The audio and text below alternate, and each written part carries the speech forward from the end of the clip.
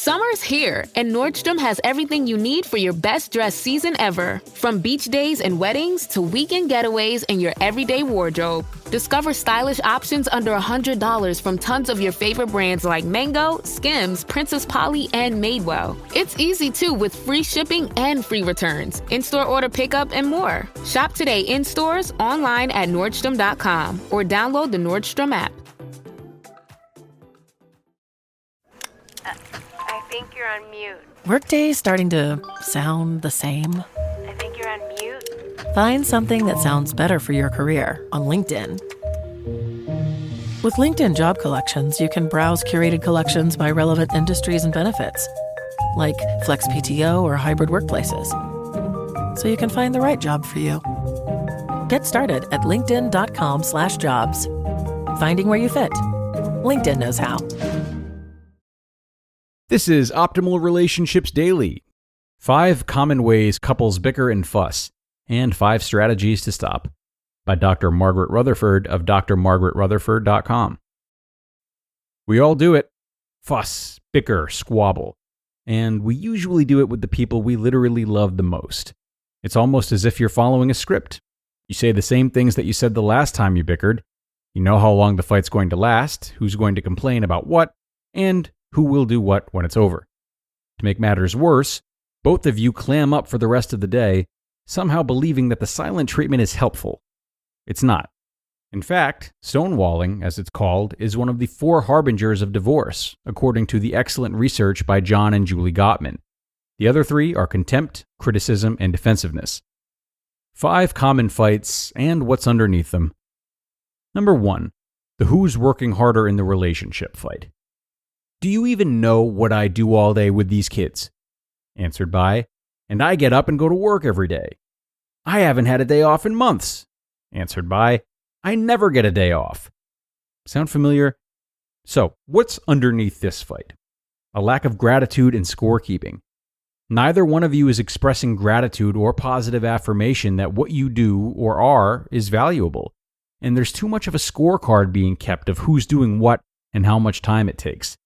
Chores that are repetitive and seemingly never-ending, such as weeding the lawn, cooking, or doing the laundry, may be being taken for granted, or the sole work of the stay-at-home parent. Number 2, the everything but the kitchen sink fight. And this is just like last year at your dad's when you forgot me and the kids. Quit complaining about it. What's done is done. What do you want me to do? What are you really fighting about? Trust and forgiveness. In these fights, effort needs to be made in moving beyond hurt feelings for past grievances so that trust can be rebuilt.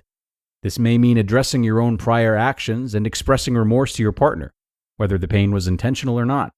One or both of you may hold a grudge, and old wounds may never quite heal. Trust takes vulnerability, and if you're in self-protective mode, you're far from vulnerable. Number 3, the if you just be more like me fight. When I'm with the kids, this doesn't happen. I don't see why you have to take all that time to do the simplest of things. This is judgment, or even contempt. Dr. John Gottman, in his excellent research on couples, tells us that contempt is the number 1 communication quality that kills a relationship. Honoring the differences between you and acknowledging each other's strengths is vital. Recognize that you each bring something special and important to the relationship, and this can help each of you grow as individuals. Number 4, the you're wrong and I'm right fight. That's not what happened. You don't know what you're talking about. Well, you know, the kids see it too. It's a fight about control and power, and each of you are vying for it by denying your partner's perceptions. At its most severe, it's called gaslighting, or grabbing power by involving others. An observation over the years has been that people who are truly secure in and of themselves don't have to be right, or prove themselves right, or be in control all of the time. Defensiveness can cover up hurt. The seemingly best defense can mean tearing into the other person. This particular fight is lonely to win, and even lonelier to lose. Number 5, the it sounds like I'm talking about me, but I'm really blaming you fight. I learned recently from my friend, Dr. Dina Hijazi, that this fight is termed the U-turn by famous therapist Pia Mellody. It sounds like this. I feel that you're picking a fight with me when you complain about my mother. I feel that you really don't care if I come home or not. It sounds like, on the surface at least, that you are talking about you, but you're not. You're angrily telling the other person what you're telling yourself about them. This fight is about the fear of vulnerability. What would be healthier? It's hard for me to not become angry when you talk about my mom. I love her and I love you, so I feel caught in between the two of you. I'm trying to figure out why I'm feeling so shaky these days about our relationship and really about myself. Blame is easy. The second is much, much more vulnerable and thus more difficult. Vital realizations to stop bickering. 1. Realize these fights will go nowhere, but they're damaging. Very damaging. 2. Stop focusing on the other person and control your own words. 3. Recognize you are really arguing about what's underneath. You're fighting about trust, respect, vulnerability, fear, control, lack of gratitude or empathy, or loneliness. 4. Talk about those things when you're not angry. Risk being vulnerable and express what you're truly feeling. Don't be afraid to ask for your partner's help. And 5. It can be fun to do an exercise with your partner and swap perspectives. You argue your partner's viewpoint while they argue yours. This way, you'll both hear what you sound like when you listen to your own words, and perhaps gain a deeper understanding of where they're truly coming from. The good news? I would rather have 2 people in my office bickering than 2 people who don't care enough anymore to fight. Your relationship still has passion and intensity, and that can be channeled into healthier directions.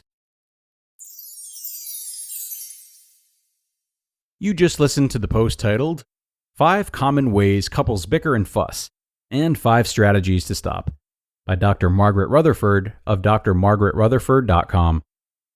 Savor every last drop of summer with Starbucks. From bold refreshers to rich cold brews, the sunniest season only gets better with a handcrafted iced beverage in your hand. Available for a limited time. Your summer favorites are ready at Starbucks. With a Venmo debit card, you can Venmo more than just your friends. You can use your balance in so many ways. You can Venmo everything. Need gas? You can Venmo this. How about snacks? You can Venmo that. Your favorite band's merch? You can Venmo this. Or their next show? You can Venmo that. Visit venmo.me/debit to learn more. You can Venmo this, or you can Venmo that. You can Venmo this, or you can Venmo that. You can Venmo. The Venmo MasterCard is issued by the Bancorp Bank N.A. pursuant to license by MasterCard International Incorporated. Card may be used everywhere MasterCard is accepted. Venmo purchase restrictions apply. And thanks so much to Dr. Margaret for more great insight as she always provides. Now, there's an awful lot of power in this article, particularly in her first bullet point of vital realizations to stop bickering, when she says to realize that these fights will go nowhere. And that's really something worth sitting with. Perhaps it's hard to channel amidst the fracas, which is even more reason to settle these types of problems when you're not angry, as she also says. But when you're alone with something on your mind, yet not in the heat of an argument just yet, really reflect on what your objective is. Yes, I know what I want to say, but what do I want to achieve? What's the goal here? Is it a goal that's good for the partnership, or is it just good for me? And if it's good for the partnership, how can I present my ideas in such a way that my partner will listen to and respond to favorably, feeling respected and making it easier for us to heal? Having disagreements and arguing often boils down to either trying to win for yourself or trying to win for the relationship. So taking a second to acknowledge the difference can work wonders. That's going to be it for today, though, folks. As always, I'm so glad you joined, and I really hope that you enjoyed this episode as much as I did.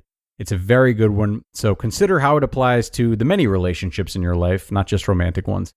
Have a great rest of your day, everybody. Be sure to come on back tomorrow, and I will see you there where your optimal life awaits.